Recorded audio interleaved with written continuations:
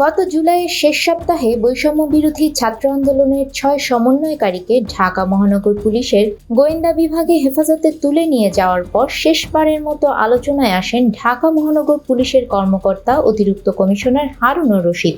সমালোচিত এই সাবেক ডিবি প্রধান বিসিএস চাকরিতে ভুয়া মুক্তিযোদ্ধার সার্টিফিকেট ব্যবহার করেছেন বলে অভিযোগ উঠেছে।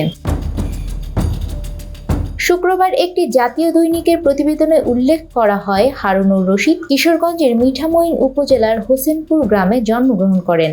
তার বাবা আব্দুল হাশেম ও মা জহুরা খাতুন। সাবেক ডিবি প্রধান হারুনুর রশিদের প্রয়াত পিতা আব্দুল হাশেম ঘাগড়া বাজারে চালের কারবার করতেন।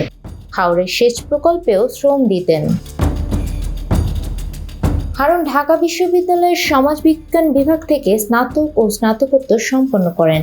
লেখাপড়া শেষে 1996 সালে আওয়ামী লীগ সরকারের শেষ সময়ে মুক্তিযোদ্ধা কোটায় পুলিশে চাকরি পান। 2001 সালে বিএনপি সরকার এসে তার পদায়ন আটকে যায়। অন 11-এর সময় হারুনের চাকরি স্থায়ী হয়। এলাকাবাসী জানান, হারুনের বাবা মুক্তিযুদ্ধে অংশ নেননি, আর তার বাবার চাচা ইদ্রিস ওরফে ইদু মোল্লা ছিলেন কুখ্যাত রাজাকার। প্রতিবেদনে আরও বলা হয়, গাজীপুরের এসপি থাকাকালীনই হারুনের ভাগ্য বদল ঘটে। সূত্রগুলো জানায়, গাজীপুর ও নারায়ণগঞ্জের এসপি থাকার সময় থেকেই হারুন তার পরিবারের সদস্যদের মাধ্যমে বাড়ির পাশের হাওরে জমি কিনতে শুরু করেন। নামে বেনামে তার কমপক্ষে 100 একর জমি রয়েছে, আবার শতাধিক একর অন্যের জমি তার দখলে রয়েছে বলে অভিযোগ পাওয়া গেছে। যুক্তরাষ্ট্রেও হারুনের শত কোটি টাকার সম্পদ থাকার গুঞ্জন রয়েছে।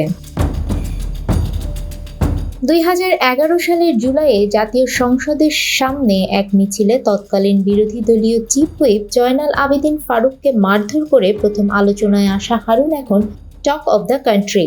ডিবিতে মানুষকে তুলে নিয়ে ভাত খাইয়ে ভিডিও ছেড়ে দেয়া, বিরোধী দলের প্রতিটি আন্দোলনে বিএনপির প্রধান কার্যালয়ে বোমা ও বাঁশের লাঠিসোঁটা উদ্ধার, প্রতিদিনই সাংবাদিকদের একাধিকবার ব্রিফিং করা, তারকাদের সাথে ফটো সেশন, যাকে তাকে ডিবিতে তুলে নিয়ে আসা, হেফাজতে নির্যাতন, আপত্তিকর ভিডিও ছড়িয়ে দেওয়ার ভয় দেখিয়ে টাকা আদায়, এমন নানান নেতিবাচক কাজে দেশজুড়ে ব্যাপক সমালোচিত এই কর্মকর্তা।